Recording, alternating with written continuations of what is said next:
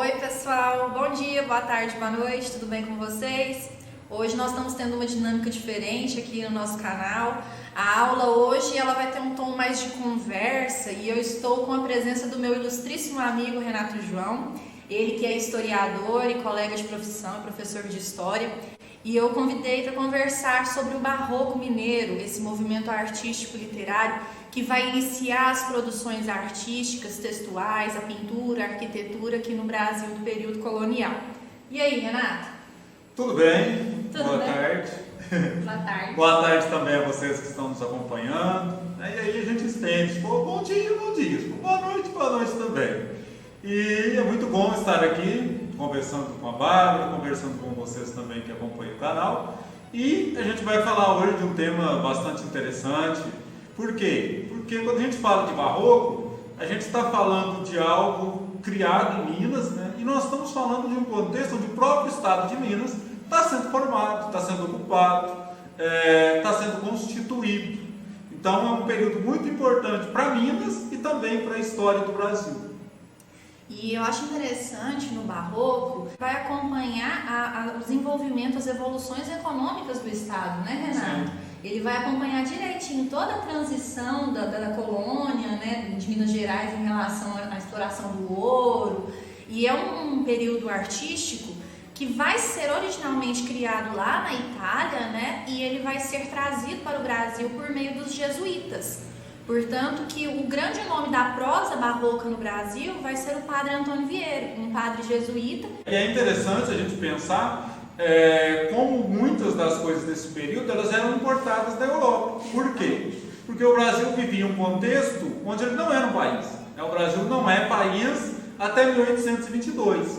O Brasil é uma colônia, ou seja, ele pertence a Portugal. Ele é um território pertencente a Portugal. E como Portugal está ali na Europa, ele acaba vivendo os movimentos culturais que estão ocorrendo na Europa. E isso acaba sendo trazido para cá. Só que o mais legal em relação ao Barroco, e uma coisa que eu acho muito interessante, especialmente no Barroco Mineiro, é que ele vai recriar com as características nacionais o movimento que é de fora. Exatamente. O Barroco aqui no Brasil, Renata, ele vai acontecer assim, vai trazer o Barroco para cá, mas ele vai sofrer alterações e virar um Barroco propriamente brasileiro. Sim. Né? É aquilo que os modernistas lá no século XX vão chamar de movimento antropofágico, né? Que vai absorver a cultura do outro e transformá-la em sua. Sim. Né? E o nosso Barroco, ele sofreu essa transformação. Ele veio de uma forma da Europa e sofreu transformações e assumiu características próprias daqui. E aí é legal pensar, né, até uma questão geográfica.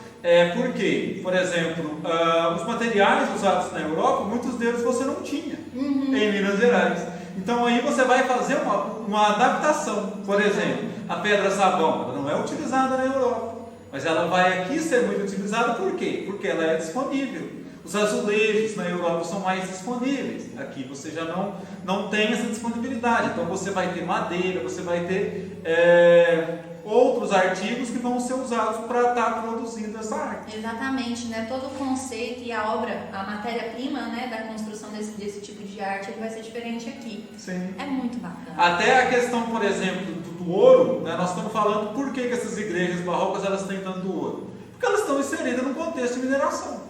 Então, quando a gente olha para Minas Gerais ali do século XVIII, principalmente do XVIII, é o lugar do ouro. Não tem nenhum outro lugar no mundo que produz tanto ouro quanto aqui. Então, o revestimento dessas igrejas, o revestimento de imagens, de altares, tudo vai estar, esse ouro vai estar sendo utilizado ali naquele contexto. Até as pinturas das igrejas vai ser do óxido, que é um material retirado das minas. Por isso que a maioria das igrejas desse período ela tem aquela cor amarela.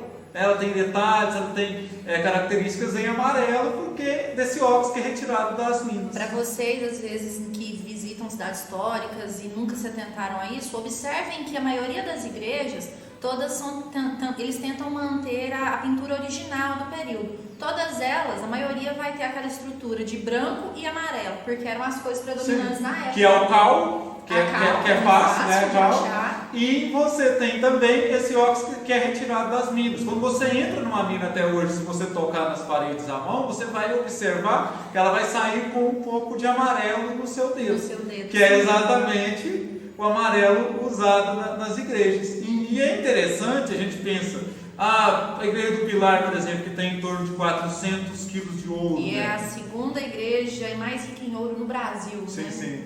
E ela só perde para Salvador. Exatamente, que é outro período que o barroco foi muito forte aqui no Brasil, né? E aí a gente pode pensar, por que gastar tanto dinheiro, né? Por que esses mineradores gastavam tanto dinheiro com essas questões religiosas, né? A gente tem que lembrar que no século XVIII as pessoas são eminentemente religiosas.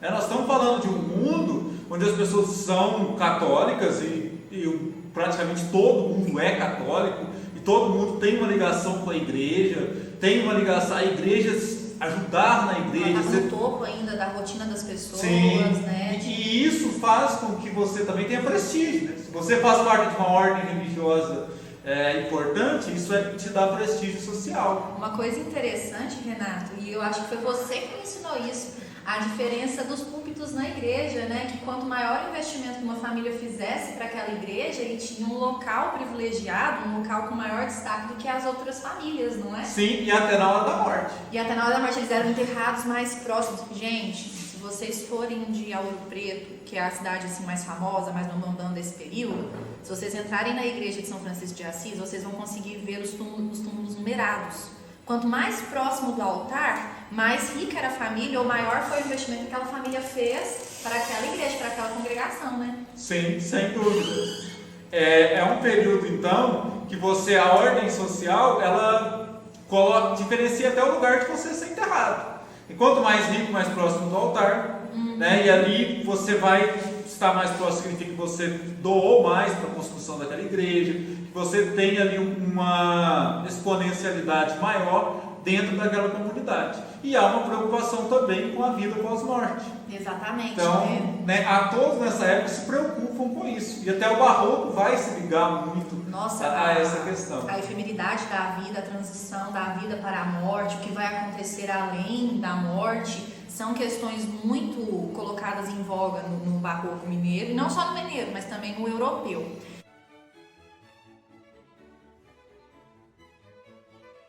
que vai ser a arte barroca? Vai ser uma arte que vai focar muito na antítese, na oposição de ideias, na oposição que existe na vida, na efemeridade da vida. O que é efemeridade? Vai ser a passagem, quanto que a nossa vida ela é passageira, ela é breve. E a questão principal, o que vai ter do outro lado? Nós vamos ser salvos ou vamos ser punidos? Vai haver realmente uma ressurreição ou nós vamos ficar confinados no purgatório? Questões relacionadas à morte, à obscuridade, à religião vão ser muito exploradas no barroco. O barroco mineiro, principalmente, que vai ser, como eu já disse para vocês, a primeira manifestação artística no Brasil, ela vai ser toda centrada na religião, toda mesmo. Sim, porque também a vida é centrada na religião. Exatamente. A vida das pessoas ela está eminentemente ligada com a fé. Isso. O nosso pensamento ele é muito teocêntrico, relacionado a Deus, religioso. Até porque a vida nesse período, principalmente pensando aqui em Minas, ela é efêmera.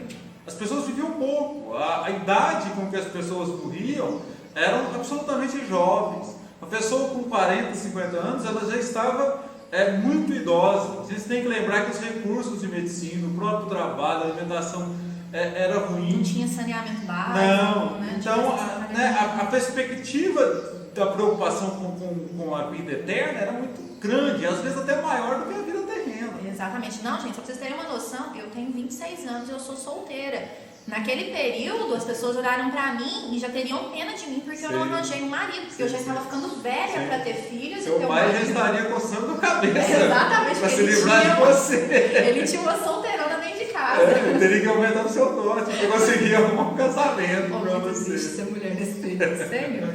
Mas vamos lá. O que vai ser então o conceito básico do barroco? Eu peguei essa pintura do Caravaggio, que vai ser um grande representante do barroco italiano na pintura, para ilustrar o conceito barroco.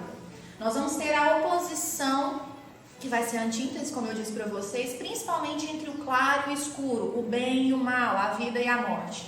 Nessa pintura aqui que fala sobre a dúvida de São Tomé, em que ele coloca o dedo na chaga de Cristo, aqui se vocês verem, ele está com o dedo bem na chaga do pulmão de Cristo, para verificar se é de fato Cristo, nós vemos uma oposição muito clara entre o branco, a luz, e o preto, as trevas, a morte. Além disso, nós vamos ter também na arte barroca cortes. Nós não vamos ter uma centralização de figuras, nós vamos ter tudo muito deslocado, porque você não vai ter tudo correndo da forma como é planejado por Deus, porque o ser humano, ele vai oscilar, e é por isso que há aquela dúvida se a gente vai realmente ter salvação ou vai para o purgatório. Então a gente consegue reparar esses cortes aqui. Você já vê um contraste muito grotesco entre o branco e o preto da roupa de Cristo. Ou então, como que uma pessoa do lado da outra, recebendo a mesma iluminação, uma está clara enquanto a outra já está escura, está nas sombras. Então essa vai ser a característica principal do barroco, a oposição. Existe um termo italiano que fala sobre isso, que é o chiaroscuro, que em tradução literal significa claro escuro, que vai representar exatamente essa oposição entre bem e mal, vida, morte, branco, preto, claro e escuro. E aí, Renato? É isso mesmo. Eu estava pensando, quando a gente estava vendo a imagem, até para a gente pensar um pouco mais aí, a figura do Cristo está mais no branco, né? Sim. Assim como, exatamente, Cristo, né? como Salvador, né? E o mundo da dúvida, que é o mundo do humano, é representado ali por Tomé, que está na parte mais escura. Exatamente. Né? E é legal a gente pensar essa questão italiana, por quê? Porque depois a gente vai ver que em Minas esse barroco vai ter algumas características aí diferentes, né? Até mesmo em relação aos personagens. E só para frisar que muitas expressões artísticas literárias, elas vão ter grande força na Itália. Como que a arte, o pensamento artístico, ele vai ser muito concentrado lá na Europa, lá na Itália, Sim. né? Não só o barroco, mas também o classicismo, o neoclassicismo, né? A renascença italiana, né? Isso tem uma explicação também histórica. Quando a gente pega, por exemplo, a Itália, e a gente falando de Gênova, de Veneza, elas são cidades, que a gente poderia dizer, um pouco cosmopolitas. Elas são cidades de comércio. Então elas são entrepostos comerciais. Ali há uma transição muito grande de gente, de ideias, de pessoas. Então isso acaba favorecendo o desenvolvimento também artístico. O desenvolvimento artístico, ele é um reflexo dessa cidade que se movimenta, que tem mais diálogo com outras culturas. Isso faz com que haja, então, esse transbordamento cultural, né, mais forte na Itália desse período. Ou seja, gente, meta para a vida, conhecer a Itália, certo? Uma boa ideia. Conhecer a Itália. Uma boa ideia. Mas, pessoal, então, eu estou explicando para vocês o conceito básico do barroco, que vai ser o contraste entre o claro e o escuro, a antítese e a efemeridade da vida. Mas como que a gente vai ver isso nos textos, né? na parte escrita? Na literatura barroca brasileira, nós vamos ter apenas dois grandes representantes desse período. Porque como é um movimento que está começando agora, não vai ter muita gente ainda engajada nas produções.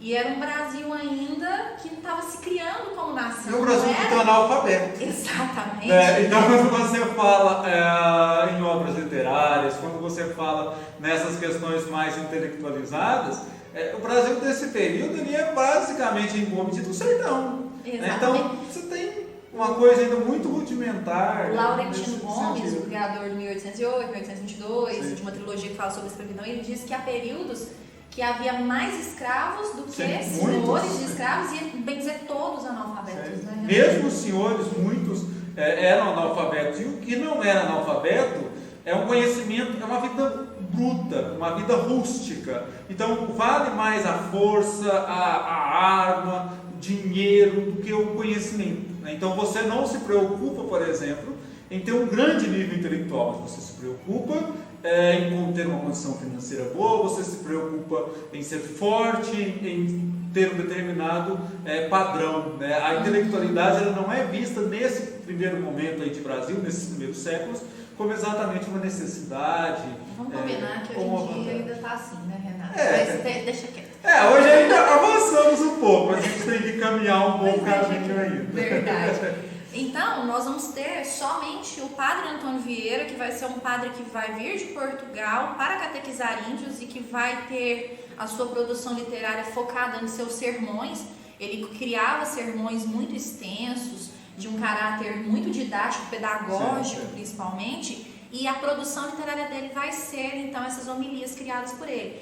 Já na parte da poesia, nós vamos ter o Gregório de Matos, que vai criar poemas não só religiosos, mas mostrando também um outro caráter das pessoas naquele período, que era cuidar muito da vida dos outros. Porque tinha a vida um tanto que assim desinteressante, então eles preocupavam-se muito com o que o outro estava fazendo. Então, o Gregório de Matos, e ele vai ser o representante do barroco lá na Bahia.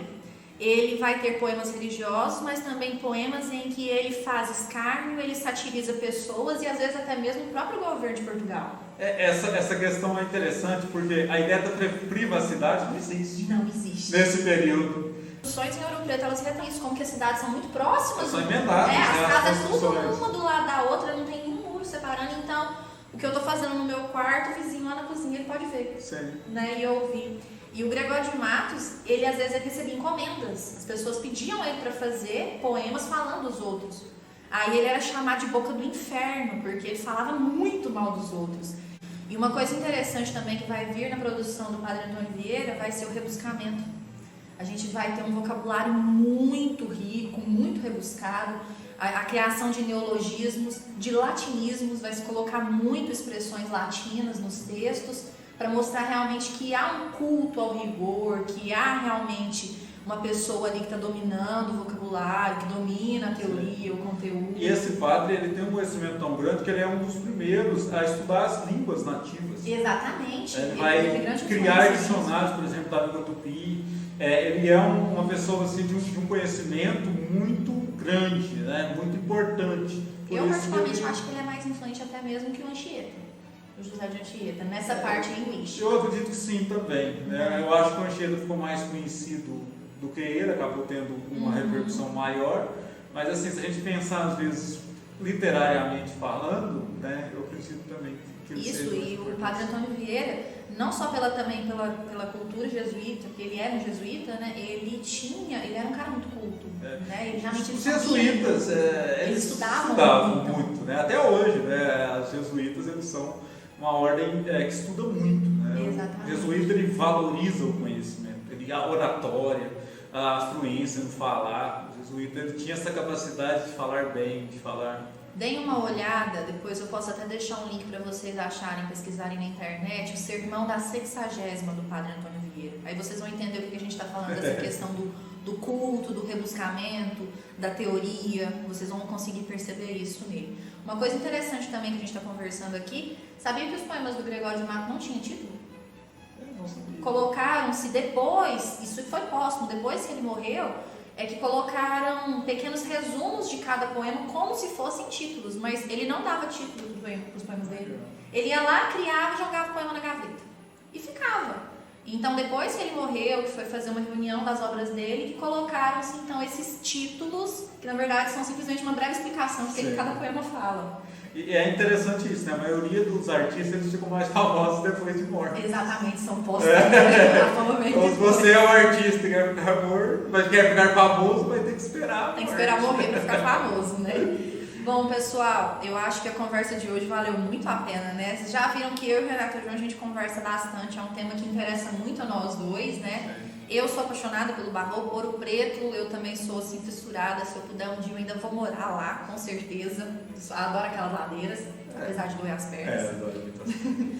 Pessoal, eu espero que vocês tenham aprendido um pouquinho aqui, tenham se divertido um pouquinho com a nossa conversa. E vocês podem ter certeza que eu vou investir nessa parceria. Gosto demais de conversar com o Renato João. Muito obrigada, viu, pessoal? Renato, muito obrigada por ter me acompanhado aí nessa empreitada. Por nada, a gente está sempre à disposição e fica como dica, né, para vocês estarem olhando aí na internet as obras do Ataíde, que é um pintor muito importante, as obras do próprio Aleijadinho, né, que sabe, em termos de escultura o Aleijadinho, em termos de pintura o Ataíde, são os dois nomes mais expressivos aí do barroco mineiro. Isso. Então deem uma olhada, procurem na internet algumas imagens, vale muito a pena. Ok? E muito obrigado por ter nos acompanhado até agora, obrigado a Bárbara também. Obrigada, Renato. deixem um like, um comentário lá, pessoal. Agradeço muito vocês e nos vemos na próxima aula.